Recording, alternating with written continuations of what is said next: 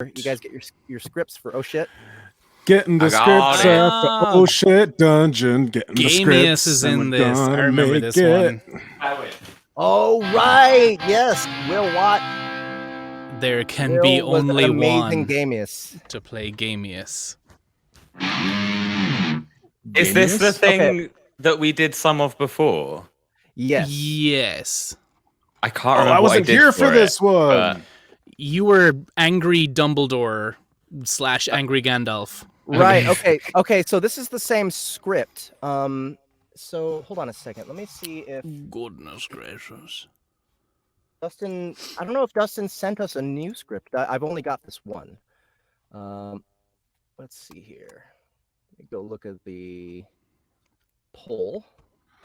Is this a super serial version? Super serial. We're doing this seriously. I'm super serial, guys. I'm so super serial. Okay. So I did not realize this was already that we hadn't gotten any more from him. So I don't know what to do. Maybe new take. Let's just improvise the rest of the story, and then it will become canon, and they'll just have to deal with it. We'll just rewrite history. Let's just do it right here and now. Let's just rewrite history, you guys.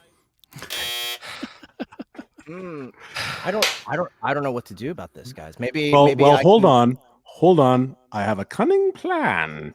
Okay, if you go to Amazon, the retail sample. The retail sample. No, it's the same correct fucking answer. thing. It's the same thing. No, but chapter 2. We go to chapter 2. Oh, chapter 2 is here. Okay, cool. What is it? All right, so I will probably won't narrate. Won't be able to do all of the chapter. Right. I'll go ahead and narrate. I can't find it. Yeah, somebody's supposed to link in the pre-vote chat. You got it here. There you are. Thank you. That's really kind of you. Welcome. That is so kind of you. And then let's see. I've never been more touched in my life. Will, I like you as Gamius. Cool. I hope that he stays in chapter 2. We also have Devron, the suit guy, male, black, in his 30s. We have Bexley, female, white, 20s. Kevin, male, white, 20s, macho. Looks like we have some goblins in chapter 2. So I'll be Dane and the narrator. I guess I'll be Bexley, and then you guys fight over the rest. Who's left? Well, is there gonna be, if you're taking narrator, you're gonna have a lot of stage time there, Jeff. G5? Yeah. Well, that's what we promised people with this particular poll. I guess that's true. Right. I guess that's true. Well, you know what? Being a male black in my 30s, I think that Devron won't be too much of a stretch for me. Probably not. So I don't know if you've got that range, Justin. Well, I've been practicing. I've been practicing my male blackness and my 30s-ness for about a year now. For a while now. All three at once, So all right, I'll give it a shot. I'll let it pass. That's slightly more practice than I've had, I guess. I will do goblins then. Okay. All right. We'll hand out roles like candy when we get to them, because we don't have a cast list for chapter 2. No, we do not. All right. I'm gonna ninja run and grab my cup of tea from the kitchen. Ninja run, hurry. British people can't function without their tea. I have tea. So, I'm more British than you guys right now, I guess. Do it. That is true. He who holds the tea. Right, so I'm switching my view. Got to shift my seat, and here goes. Dane broke free of the tight, gripping stone that had wrapped around him. Crumbled pieces of shale, pieces that looked identical to him, lay in green grass. His stone-carved face, a bit of statue that could withstand the test of time, revealed his eyes half shut, mouth contorted in protest. Warning would have been nice.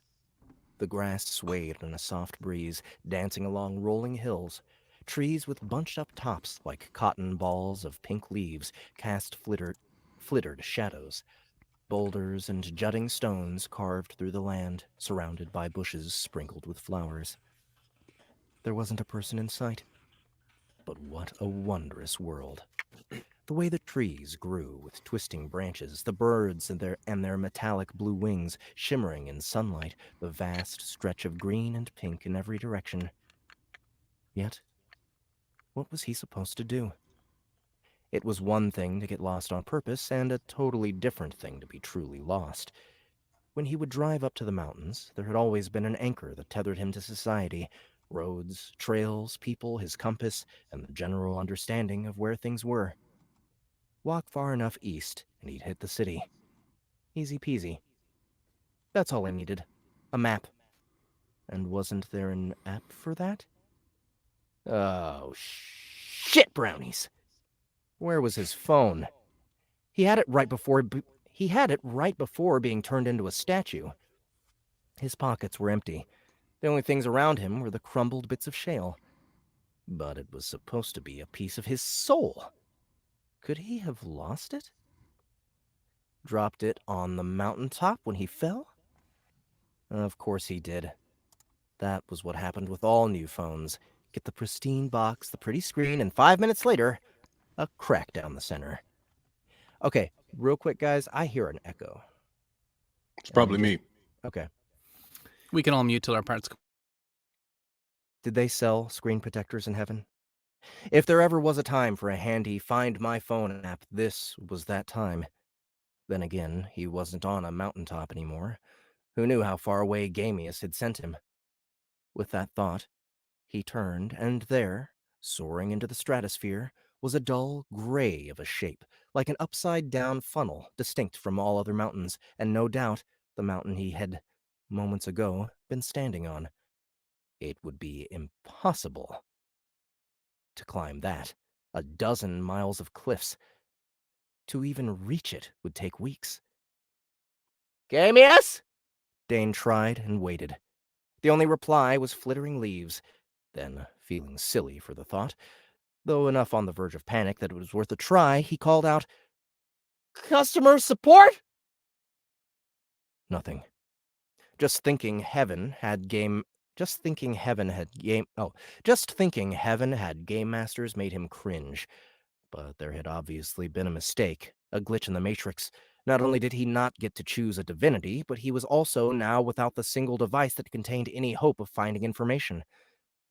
A footstep, tiny as it were, crinkled leaves. Dane turned, and a small green goblin, for lack of a better term, had his head poked out from behind a tree. He had a leather helmet that cupped his head, leaving enough room for 2 large ears, each nearly half the size of his head, lined with tiny brass ring piercings. The goblin arched an eyebrow, seemingly confused, then slowly moved back behind the tree, as if by moving slowly it couldn't be seen. "Korobora," came a whisper. Tati. Another goblin stuck her head out from the other side of the tree. This one didn't have a helmet. She had short, spiky black hair like a green Barbie doll with her hair chopped off. Her eyes were large and expressive, shimmering in tones of gray. She carried a tiny bow, an arrow nocked at the ready, quiver hanging at her side. The goblin squinted for a long moment. Something touched him, like a feather drawn through his chest. She loosened her arrow and looked back behind the tree. "Ow, Korobora. Ow, ow," the other said, and jumped out with a wide, crooked tooth smile. With a wide, crooked tooth smile. They approached slowly, barely 3 feet tall. The archer looped the bow over her head into a more casual placement. The other goblin sheathed his sword. Well, sword for a goblin, more like a slightly long dagger to any human-sized person. The archer made a soothing, shushing sound. She held her hands out in front of herself, patting the air. When Dane didn't move, she smiled and hooked a thumb at her chest. "Aya, Desley," she said. "Aya, knock," the other said. Usually, in a video game, goblins weren't your friends. But having no weapon, no phone, and a complete lack of knowledge about how the world worked, Dane played along. He hooked a thumb toward his chest and said, Dane. The goblin smiled and nodded. Desley held out her hand, palm up, and mimed pushing buttons. My phone? She nodded again, ears perched as if in anticipation. I don't know where it is. Desley frowned and shook her head, then pointed to her ear. She didn't understand what he was saying. For a goblin, she seemed rather smart. She reached out her green little hands with long black nails and took his hand gently. She turned his palm up, pointed to her head, then squinted as if in thought, before tapping his palm like it were the phone. Dane considered this for a moment. Things like telepathy or telekinesis just weren't real, though neither were turning into stone, teleportation, or imps and goblins. He looked at his hand and imagined his phone. His thoughts snagged on something deep within, like fishing, and the line caught a nibble. He gave it a bit more thought, digging into that sensation. Then the phone was there. Nothing special about it. No shimmering lights, no brush of cold air, no crack down the center. It merely existed. Maybe heaven did have game masters. Desley laughed and threw her arms up in celebration. She tried to swipe the screen, though her finger went through the device, blurring the material. He swiped the screen, which filled with even more apps. The top left app was one for translation. He tapped it, and Desley held her hand out, palm up. The app had 3 little white balls projected off the screen. 2 were listed as free, but to buy another would cost 1 silver. Dane pulled on one of the balls, and it popped out of the screen. He dropped it into Desley's hand, and she ate it. He gave Nock a ball as well, then paused to consider if he needed to eat one as well, and if he did, what would it taste like, this white ball of light? Oh, Dane of corruption, Desley said. Corruption? Yes, you like us, from shadow, not light. Shadow. That's what his translation sounds like. Nock said, nodding vigorously. I don't understand. I'm not from this world, Dane said. Ah, Desley said, examining the ill-fitted vest. You are fresh, Shadow, I see. But you, strong, fresh Shadow. Fresh Shadow? Yes, new. We show you the way. And with that, she turned and hurried back to the tree they were hiding behind, waving for him to follow. The other side had a rather large hole, big enough even for him to crawl into. It was a tunnel that wound around the roots of the tree. Desley nodded and pointed to the hole. Inside, you see soon. There was a good chance he wouldn't see anything inside of a dark hole. There was also a good chance these goblins were just trying to get him back to where they could more easily butcher him. He pushed away, shaking his head. You know what? I'm good up here. You must, Desley said. You are fresh, Shadow, lost, Shadow. We find you for reason and take you to Mother of Shadows. Somehow that sounded even worse. Nock moved behind him and started pushing. You go in hole! In hole! In hole! Knock! Desley said. He is strong, Shadow, you respect. Bushes shook behind them, maybe 20 or so feet away. The 2 goblins immediately drew their weapons, crouching. What's wrong? Dane asked in a whisper, really wishing he had something sharp or dense or anything at all. Why hadn't Gamius given him a weapon? Or was that what the divinity was supposed to do? Desley shushed him, then nocked an arrow. Nock, on the other hand, drew his sword and moved off to the side. He put 2 fingers in his mouth and whistled sharply. A boar, no smaller than the 2 goblins were tall, broke out of the bush. It had large, jagged tusks, and its head was covered in bone like an exoskeleton. The boar completely ignored Nock and charged Dane instead. He yelped and ran perpendicular to the boar, only to have it change direction and give chase. Desley yelled something that was lost to the pounding of fat hooves on dirt. He should have run around the tree. An arrow whistled from behind and struck the boar. A -4 in red materialized, and the boar's health Health? The boar had a health bar showing 49 out of 53. At this point, the boar slammed into the back of his legs, launching him up and over itself. He twisted in the air, yelling random profanities, and landed heavily on his back. A dense pain shot through his body, taking his breath with it. A moment later, the pain was completely gone. This sent a series of worrying thoughts that he might be paralyzed. That mere minutes into this afterlife, this heaven, and he would soon be dead. Or maybe worse, forever a cripple in a fantasy world that begged to be explored, begged to have its mysteries discovered. Could he move? Could he feel his toes? Yes. This all happened in a span of 3 seconds, long enough for the boar to turn and start its charge again, and just long enough to see the -6 above him fade, displaying his own health bar as 34 out of 40.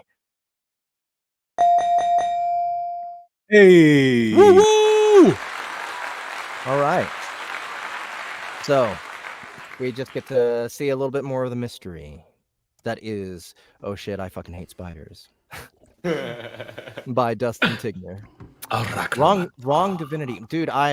This book is just blowing my mind. I don't know what is going on with it. I might just read it recreationally.